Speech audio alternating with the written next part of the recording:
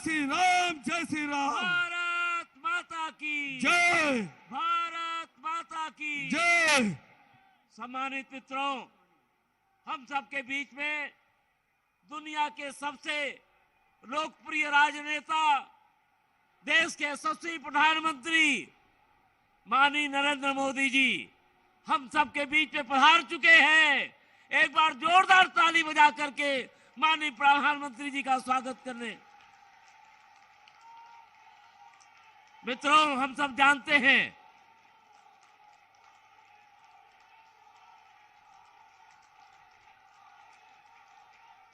माननीय प्रधानमंत्री जी का हर कदम हमारे लिए एक नया इतिहास बनता है। यही प्रयाग की वह पावन धरती है।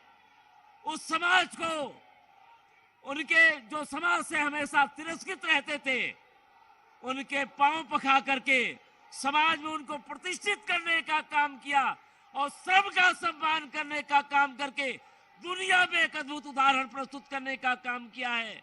ऐसे श्रद्धेय प्रधानमंत्री जी हमारे बीच में उपस्थित हैं। मैं काशी क्षेत्र के अध्यक्ष आदरणीय महेश चंद्र श्रीवास्तव जी से निवेदन करता हूं कि माननीय प्रधानमंत्री जी का आप अंग वस्त्रम और गदा भेंट करके उनका सम्मान करें। और इसी के साथ मैं भारतीय जनता पार्टी प्रयागराज महानगर, गंगा पार और जमुना पार और प्रतापगढ़ के सम्मानित जिलाध्यक्ष लोग से निवेदन करूंगा और हमारे वहां के प्रभारी श्री ओमकार केसरी और नागेंद्र वंशी जी से निवेदन करूंगा उन्हें सम्मानित करें। और सम्मानित के साथ साथ भाई डॉक्टर संजय निषाद जी, बहन अनुप्रिया पटेल जी जो उन्हें सम्मानित करने का काम करें। धन्यवाद।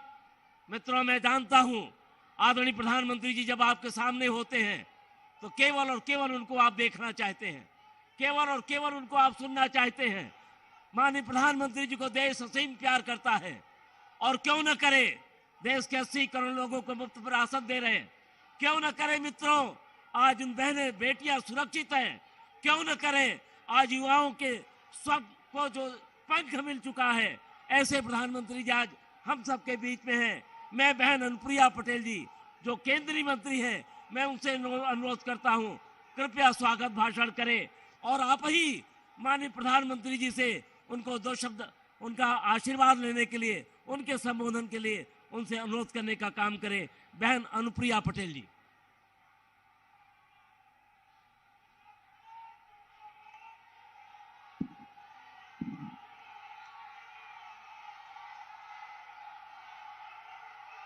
हम सभी का परम सौभाग्य है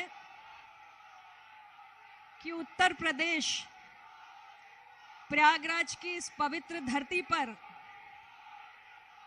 आज हम सभी को 130 करोड़ भारतवासियों के हृदय में विराजमान हमारे प्रेरणा पुरुष, भारत को आत्मनिर्भर बनाने के संकल्प को सिद्धि तक ले जाने के लिए प्रयासरत और कोरोना महामारी के दौर में अपने कुशल नेतृत्व से दुनिया का सबसे बड़ा टीकाकरण अभियान चलाकर पूरे विश्व को चकित करने वाले,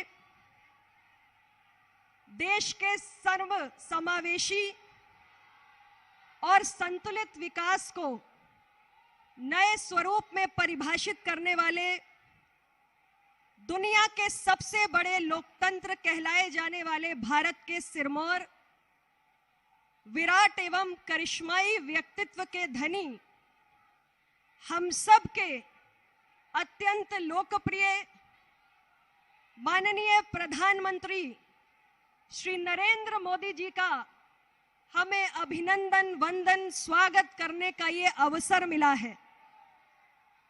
मंच पर विराजमान निषाद पार्टी के राष्ट्रीय अध्यक्ष भाई श्री संजय निषाद जी, मंच पर उपस्थित सभी सम्माननीय मंत्रीगण, माननीय सांसदगण, माननीय विधायकगण, भारतीय जनता पार्टी, अपना दल और निषाद पार्टी के सभी मेरे निष्ठावान, ऊर्जावान एवं कर्मठ कार्यकर्ता एवं पदाधिकारी साथियों, और आज इतने बड़े विशाल जनसैलाब के रूप में यहां पर उपस्थित इस जनपद की प्रबुद्ध जनता जनार्दन, उत्तर प्रदेश का चुनावी रण अपने चरम पर पहुंच चुका है और लोकतंत्र के महापर्व की इस बेला में आज उत्तर प्रदेश के करोड़ों जनता और मतदाता माननीय प्रधानमंत्री श्री नरेंद्र मोदी जी को अपने बीच पाकर अत्यंत आह्लादित और आनंदित हैं। ये जोश, ये उमंग और ये उत्साह अकारण ही नहीं है मित्रों।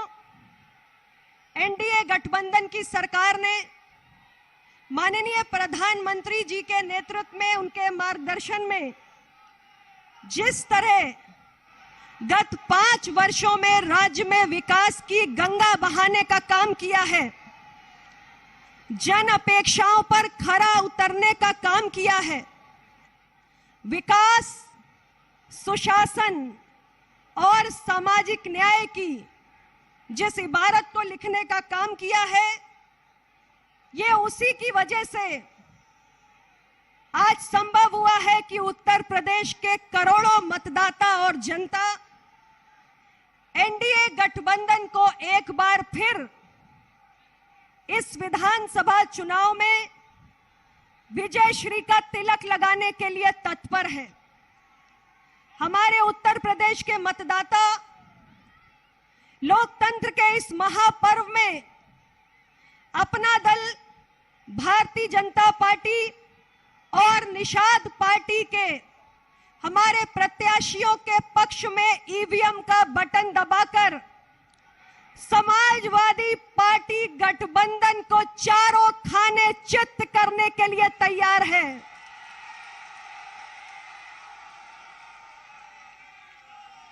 आने वाली 10 तारीख को साथियों, प्रत्यक्ष को प्रमाण की आवश्यकता नहीं पड़ेगी, क्योंकि उत्तर प्रदेश विधानसभा के चुनावी परिणाम एनडीए गठबंधन की जीत का डंका बजाने जा रहे हैं। और हम सब मिलकर, हम एनडीए गठबंधन वाले माननीय प्रधानमंत्री श्री नरेंद्र मोदी जी के सपनों का उत्तर प्रदेश, उत्तम प्रदेश और विकासशील उत्तर प्रदेश, इस यात्रा को आगे बढ़ाने का काम करने जा रहे हैं। आपका जोश और आपका उत्साह देखकर मुझे आपकी व्याकुलता का एहसास हो रहा है, मुझे आपकी बेचैनी का आभास हो रहा है।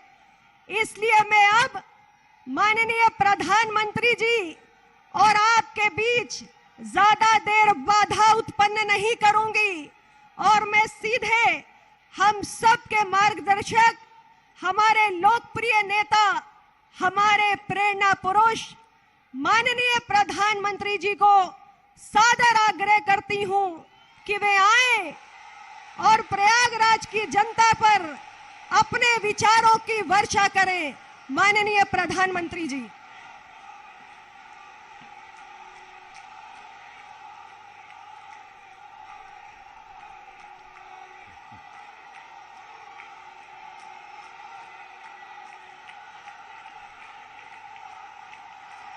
नमस्कार।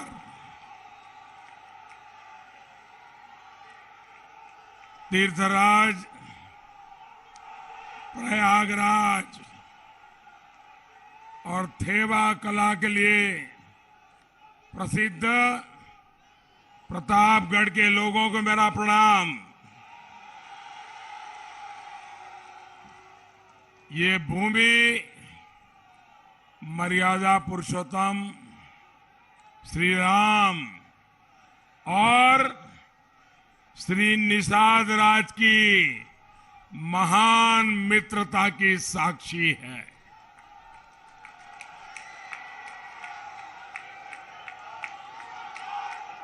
हम निषाद राज के बिना प्रभु राम की कल्पना भी नहीं कर सकते हैं। इस मिट्टी में अमर क्रांतिकारी शहीद चंद्रशेखर आजाद के बलिदान का रक्त भी मिला हुआ है। ऐसी महान भूमि और यहां के लोगों का मैं अभिनंदन करता हूं। साथियों, उत्तर प्रदेश में 4 चरणों के चुनाव हो चुके हैं। यूपी के लोग भाजपा को और भाजपा के सहयोगी हमारे इन दोनों साथियों की पार्टी को भी भरपूर आशीर्वाद दे रहे हैं। भाइयों और बहनों, 21वीं सदी का यूपी आकांक्षी है, एस्पिरेशनल है, बड़े सपने लेकर आगे बढ़ रहा है। डबल इंजन की सरकार यूपी को विकसित बनाने में दिन रात जुटी हुई है। और साथियों, 21वीं सदी के यूपी की आकांक्षाएं पूरी हो, इसमें नेतृत्व की बहुत बड़ी भूमिका है। इसलिए सवाल ये भी है कि यूपी में नेतृत्व कैसा होना चाहिए।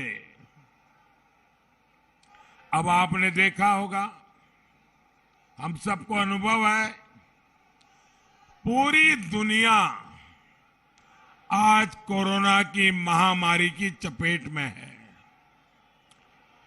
कोई मानव इससे बचा नहीं है। मानवता के ऊपर ये बहुत बड़ा संकट आया है। दोस्तों, अब जगह नहीं है, आप आने की कोशिश मत कीजिए, जहां है वहीं रुक जाइए।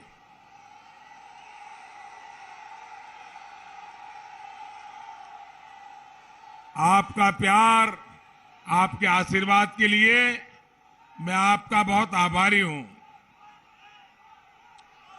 भाइयों बहनों, योगी जी के नेतृत्व में इस क्षेत्र के सपूत मेरे परम मित्र केशव प्रसाद मौर्य जी ने यहां दिन रात एक कर दिया। अब आप देखिए, एक तरफ तो योगी जी है, केशव प्रसाद है, संजय जी है, अनुप्रिया जी है, और दूसरी तरफ कैसा नेतृत्व है? दूसरी तरफ ऐसे लोग हैं जिन्होंने वैक्सीन को लेकर अफवाहें फैलाई, लोगों को गलत रास्ते पर ले जाने की कोशिश की। जो लोग अपने राजनीतिक स्वार्थ के लिए निर्दोष नागरिकों को गुमराह करे, क्या ऐसे नेता यूपी को चलेगा क्या? ऐसा नेता चलेगा क्या? भाइयों और बहनों, प्रयागराज की प्रतिष्ठा, यहां के बुद्धिजीवी लोगों, यहां की संस्कृति, साहित्य और कला प्रेम से भी है। आप सभी प्रबुद्ध लोग इस बात से तो परिचित है कि बदली विश्व व्यवस्था में भारत का मजबूत होना कितना जरूरी है। और मजबूत भारत सशक्त उत्तर प्रदेश के बिना संभव ही नहीं है। आज जो गौर परिवारवादी आपके पास आकर वोट मांग रहे हैं, वो कभी सशक्त और आधुनिक उत्तर प्रदेश का निर्माण नहीं कर सकते। क्योंकि ये लोग कैसे हैं? ये ऐसे लोग हैं जो अफवाहवादी है, ये ऐसे लोग हैं जो पलायनवादी है। इतना ही नहीं, ये ऐसे लोग हैं जो घोर अंधविश्वासी भी हैं। क्या किसी अंधविश्वासी को उत्तर प्रदेश का नौजवान स्वीकार कर सकता है? कर सकता है? ये कैसे लोग हैं? उनका अंधविश्वास कैसा है? कुर्सी न चली जाए इसके लिए ये लोग नोएडा नहीं जाते, बिजनौर नहीं जाते। क्या ये उत्तर प्रदेश के लोगों का अपमान है कि नहीं है? अपमान है कि नहीं भैया? बिजनौर से जो टैक्स आता है उसमें तो मलाई मारने को तैयार, नोएडा से जो टैक्स आता है उसमें मलाई मारने को तैयार, लेकिन वहां के लोगों को मिलके जाना, उनके सुख दुख पूछना, उसमें अंधविश्वास आड़े आ जाए। क्या ऐसे लोग उत्तर प्रदेश का भला कर सकते हैं? आधुनिक उत्तर प्रदेश बना सकते हैं? 21वीं सदी के आधुनिक होते उत्तर प्रदेश को ऐसा नेतृत्व कभी भी मंजूर नहीं हो सकता। ये लोग क्या कभी यूपी के युवा का, यहां के नौजवान का, उनका सोच क्या है, उनका मन क्या है, क्या ये अंधविश्वासी लोग समझ सकते हैं? समझ सकते हैं? आप मुझे बताइए, जिनकी सोच ऐसी हो वो यूपी को आधुनिक बना पाएंगे? यूपी का भला कर पाएंगे? नौजवानों को समझ पाएंगे? भाई और बहनों, जब मैं किसी भी पद पर नहीं था और पार्टी का एक छोटा सा कार्यकर्ता था और पार्टी के काम के लिए हिंदुस्तान भर में भ्रमण करता था और मुझे अक्सर प्रयागराज आना होता था। एक तो यहां की यूनिवर्सिटी का गौरव और दूसरा यहां के होनहार छात्र छात्राएं।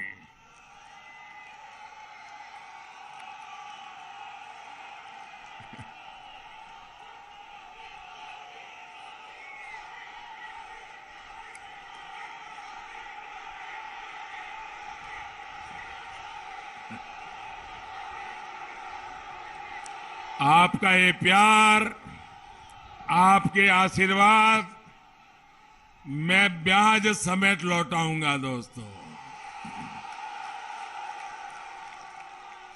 और मैं विकास करके लौटाऊंगा।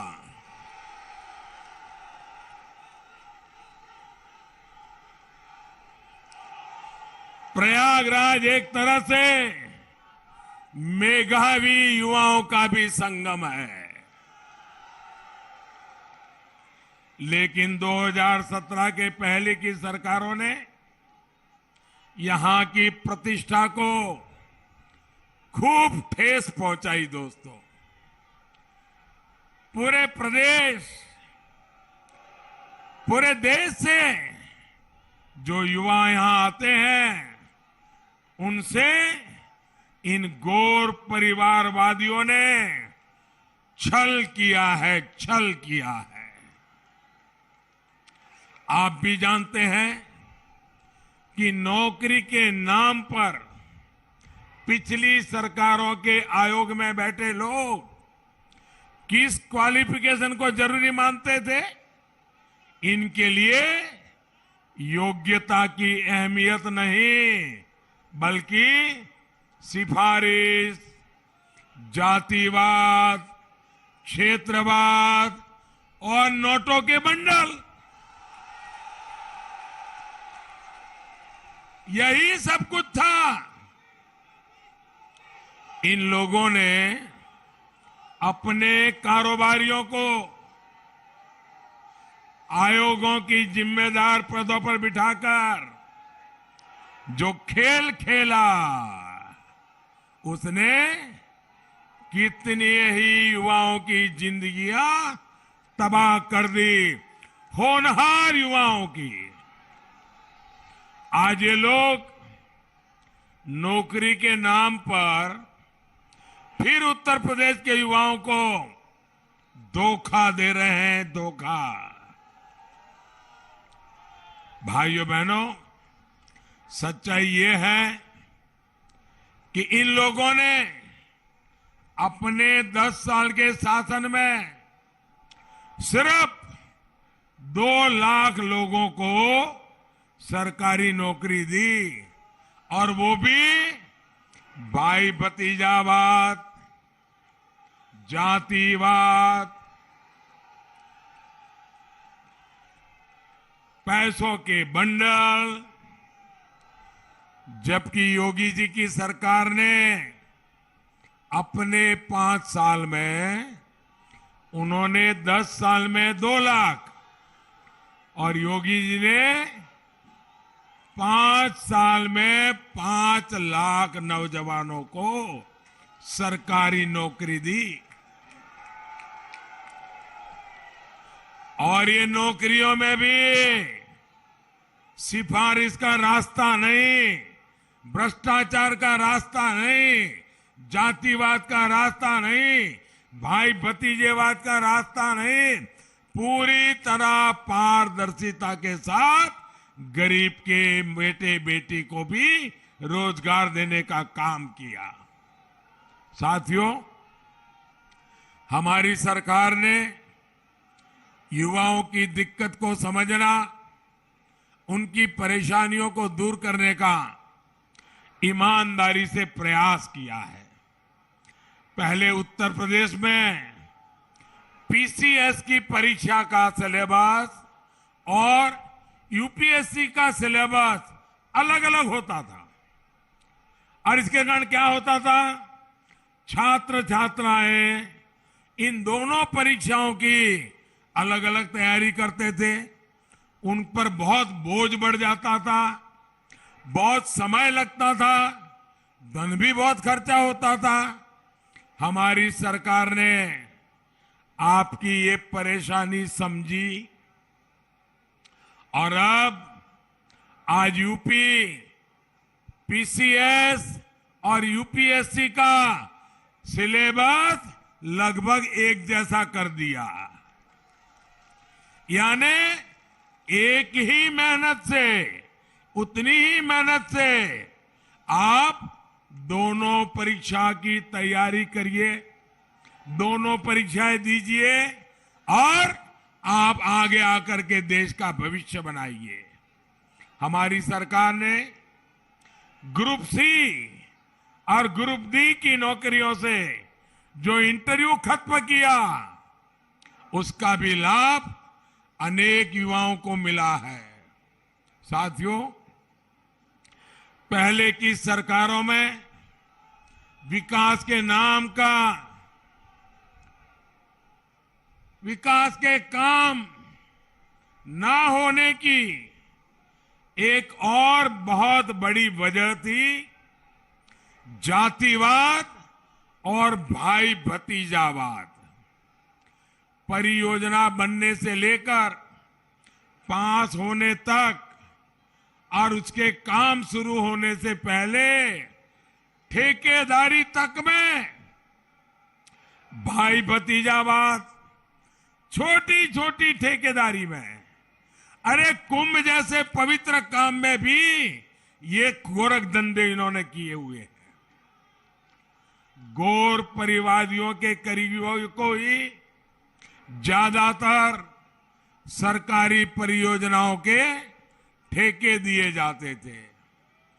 कहीं पता था कहीं सीवर लाइन बिछानी है तो ठेका उन्हीं के किसी भाई भतीजे को मिलता था, क्योंकि कोई पूछने वाला नहीं होता था। तो ये लोग काम भी घटिया क्वालिटी का करते थे, क्योंकि कोई कार्रवाई नहीं होती थी, इसलिए ये लोग आधा अधूरा काम करके पूरे के पूरे पैसे लेकर के भाग जाते थे। प्रयागराज ही नहीं, यूपी के मेरे नौजवान मित्रों ध्यान रखिए, यूपी के हर जिले का ऐसा ही हाल है। आधे अधूरे काम छोड़ करके भाग गए और पैसे पूरे लेकर के चले गए। यहां के बाहुबली, यहां के माफिया, उनकी मर्जी की सबसे बड़ी सर्वोपरि उनकी मर्जी हुआ करती थी। इस वजह से कहीं अस्पताल अधूरा, कहीं स्कूल अधूरा, उनके ठेकेदार और दलालों की जेब भर गई तो वे संतुष्ट हो जाते थे। योजना का पैसा मिल बांटकर खा लिया जाता था। योगी जी की सरकार में आने के बाद माफिया का क्या हुआ? गए जेल। माफिया का क्या हुआ? माफिया का क्या हुआ? और ठेकेदारी में भी ये जो लोग थे वो भी 5 साल ताले लगा करके बैठ गए हैं, और अगर मौका मिला तो ताला खोद करके वो फिर से ठेकेदारी के लिए आने वाले हैं। क्या ऐसे लोगों को आने देंगे? आने देंगे? माफियाओं को जेल से बाहर आने देंगे? जेल से बाहर आने देंगे? अब पूरी पारदर्शिता के साथ योग्य लोगों को काम दिया जा रहा है। और इन सबसे बड़ा उदाहरण आपने यहां प्रयागराज में कुंभ के दौरान देखा है। योगी जी की सरकार में आप सभी के सहयोग से संपन्न हुए कुंभ के दिव्य और भव्य आयोजन को दुनिया ने सराहा है। कुंभ के मेले पहले भी होते थे, हर बार होते थे, लेकिन कभी उसकी अच्छाइयों के विषय में दुनिया में चर्चा नहीं होती थी। इस बार जो प्रयागराज ने कुंभ किया, योगी जी और केशव जी के नेतृत्व में जो काम हुआ, विश्व की बड़ी बड़ी संस्थाओं ने उस पर स्टडी की। यूनेस्को ने हमारे इस कुंभ की परंपरा को विश्व विरासत का दर्जा दिया। भाइयों, क्या प्रयागराज के हर नागरिक को गौरव होता है कि नहीं होता है? उत्तर प्रदेश के हर नागरिक को गौरव होता है कि नहीं होता है? हर हिंदुस्तानी को गौरव होता है कि नहीं होता है? प्रयागराज में एक कुंभ मेले ने सारी दुनिया की सोच बदल दी। भाइयों, एक काम योगी जी केशव जी की जोड़ी ने करके दिखाया। जिस तरह पहले की सरकारों ने यूपी के नौजवानों को धोखा दिया, वैसे ही प्रयागराज को भी विकास के लिए तरसा कर रखा। जिन्हें प्रयागराज नाम से ही चीड़ हो, प्रयागराज बोलिए तो इनका कान खड़े हो जाते हैं। प्रयागराज बोलना चाहिए नहीं बोलना चाहिए भाई? प्रयागराज बोलने से आपको गर्व होता है कि नहीं होता है? अगर प्रयागराज नहीं बोलोगे तो निषाद राज को भी भूल जाओगे। भाइयों बहनों, जिनको प्रयागराज ये नाम से नफरत हो, वो क्या प्रयागराज का विकास करेंगे? क्या आपकी इच्छाएं पूरी करेंगे? क्या आपकी आवश्यकताएं पूरी करेंगे क्या? भाइयों बहनों,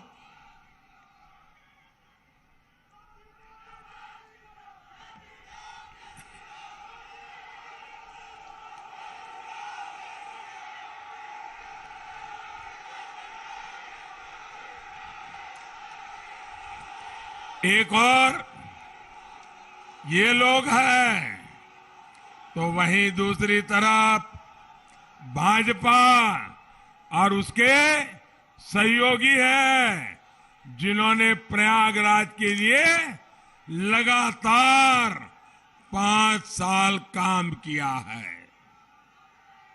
भाइयों और बहनों, भाजपा की डबल इंजन सरकार ने देश की भी और उत्तर प्रदेश की भी राजनीति को एकदम बदल दिया है।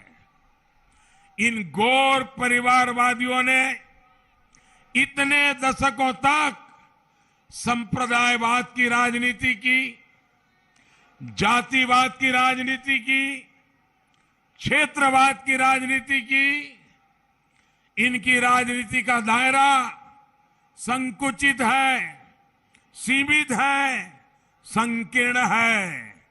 भाजपा की राजनीति का दायरा विस्तृत है, विशाल है, सर्वसमावेशी है।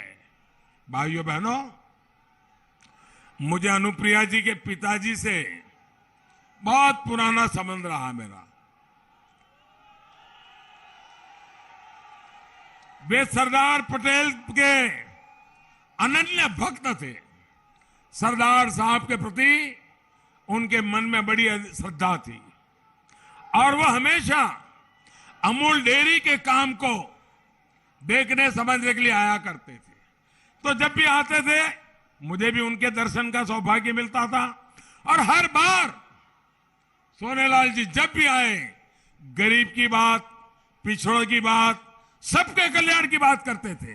भाइयों बहनों, मुझे जब भी हमारे संजय जी से बात करने का मौका मिला, अभी भी वो मुझे समाज के सब वर्गों की भलाई की बात कर रहे थे। भाइयों बहनों, भाजपा की राजनीति का दायरा विस्तृत है, विशाल है और जैसे अभी अनुप्रिया जी बता रही थी, सर्वसमावेशी है।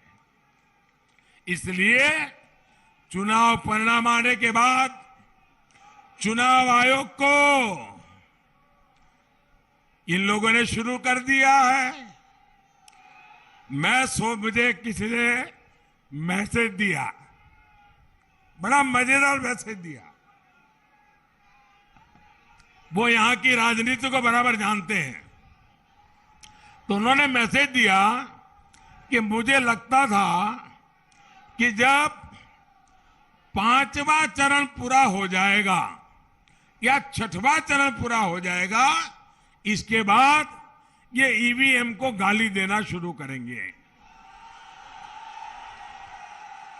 लेकिन इस बार तो इन्होंने 4थे चरण में ही सुबह से ही ईवीएम को गाली देना शुरू कर दिया। जो लोग एग्जिट पोल का इंतजार करते हैं ना, मैं उनको कहता हूं एग्जिट पोल का इंतजार मत कीजिए। ये जैसे ही ईवीएम को गाली दे तो समझ लीजिए कि उनका खेल खत्म।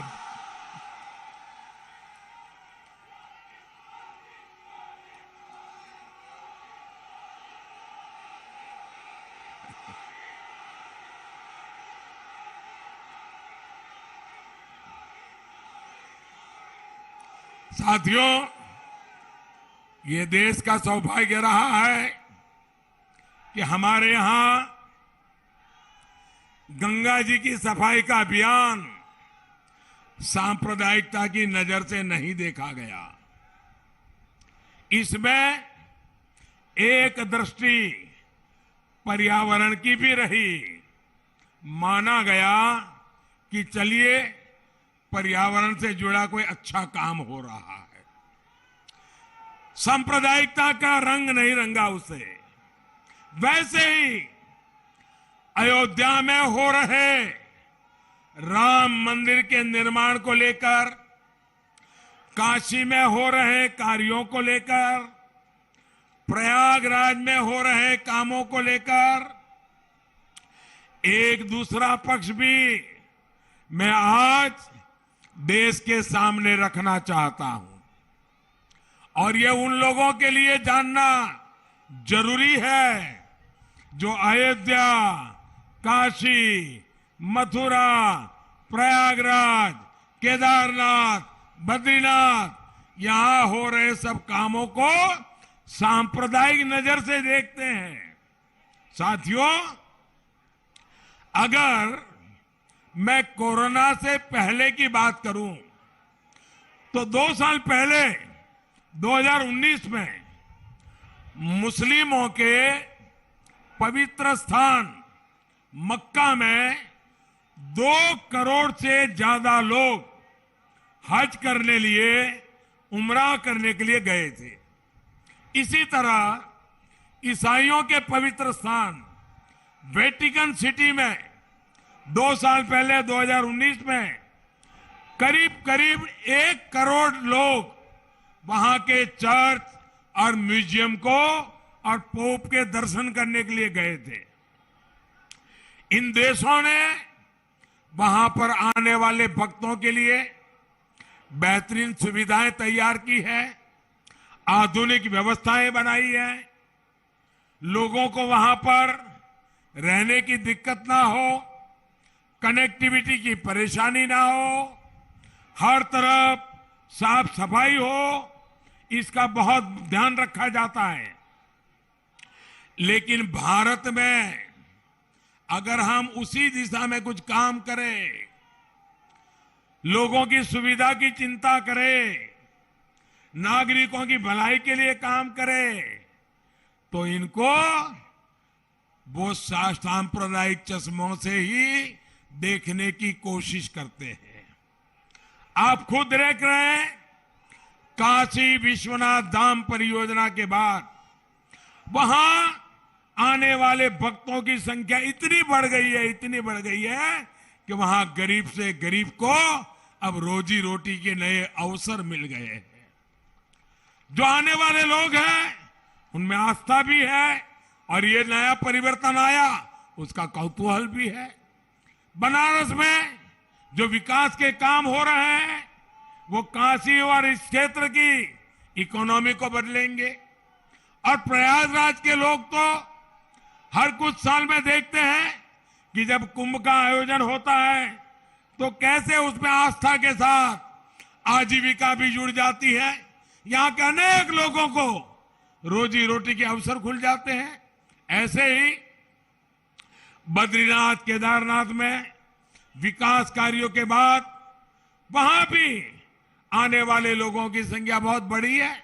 मुझे भी वहां के मुख्यमंत्री बता रहे थे कि कोरोना के पहले केदारनाथ में अब तक जितने लोग आए होंगे प्रति वर्ष उससे ज्यादा डबल संख्या में लोग आना शुरू हुए। तो पूरे उत्तराखंड की इकोनॉमी चल रही है।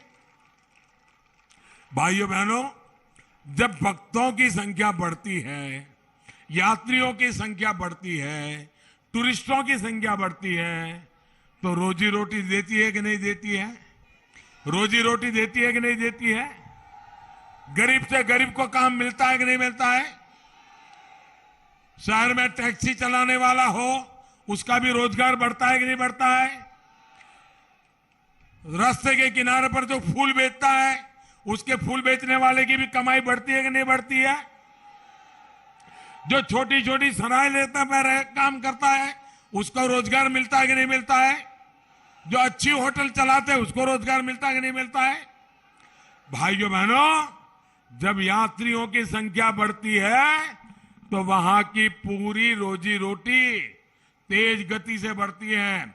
हम जो काम कर रहे हैं पूरा हिंदुस्तान अब उस तरफ आने वाला है और ये सारे स्थान आर्थिक गतिविधि का बहुत बड़ा केंद्र बनने वाला है। और इसलिए हमारी सरकार कनेक्टिविटी पर बहुत जोर दे रही है। और मुझे बताया गया है कि 3 साल के भीतर ही ये जो हमारा प्रयागराज एयरपोर्ट अभी अभी बना और हमें कम समय में बनाया, समय से पहले बना दिया। प्रयागराज एयरपोर्ट में 10 लाख से ज्यादा यात्रियों की आवाजाही हो चुकी है भाइयों। लखनऊ और वाराणसी के बाद आज प्रदेश में ये आंकड़ा छूने वाला प्रयागराज हमारा तीसरा एयरपोर्ट बन गया है। साथियों, बात एयरवे कनेक्टिविटी की हो, हाईवे कनेक्टिविटी की हो, वाटरवे कनेक्टिविटी हो या रेलवे कनेक्टिविटी की हो, हम उत्तर प्रदेश के हर हिस्से को जोड़ना चाहते हैं। योगी जी की सरकार इसलिए ही यूपी में आधुनिक एक्सप्रेसवे बनवा रही है, नए एयरपोर्ट बनवा रही है। इन विकास कार्यों की गति ना रुके, इसके लिए डबल इंजन की सरकार बननी जरूरी है। और इसलिए आपको बीजेपी को जिताना है, इसलिए आपको अपना दल के हमारे उम्मीदवारों को जिताना है, इसलिए आपको निषाद पार्टी के हमारे उम्मीदवारों को जिताना है। और भूलना नहीं है, पहले मतदान, उसके बाद दूसरा काम। साथियों, मुझे बताइए, ऐसा तो नहीं होगा ना, इतनी बड़ी रैली हो गई, संजय जी का मार्गदर्शन मिल गया, अनुप्रिया जी का मार्गदर्शन मिल गया, मोदी जी भी आ गए, अरे अब तो जीत जाएंगे, सो जाओ, अब सो जाओ। ऐसा नहीं करोगे ना, नहीं करोगे ना। घर घर जाओगे, घर घर जाओगे, घर घर जाओगे, जरा हाथ ऊपर करके बताइए, घर घर जाओगे, मतदाताओं से मिलोगे। अच्छा, मेरा एक काम करोगे, करोगे पक्का? देखिए, मैं चाहता हूं मेरी तरफ से इस क्षेत्र के सभी नागरिकों को मेरा प्रणाम पहुंचाएंगे, पहुंचाएंगे। उनको कहेंगे मोदी जी ने आपको नमस्ते भेजा है, पक्का कहेंगे। देखिए, आप जब उनको कहेंगे ना कि मोदी जी ने आपको प्रणाम भेजा है, ये बात जब पहुंचेगी ना, मुझे बहुत आनंद होगा भाइयों, बहुत आनंद होगा।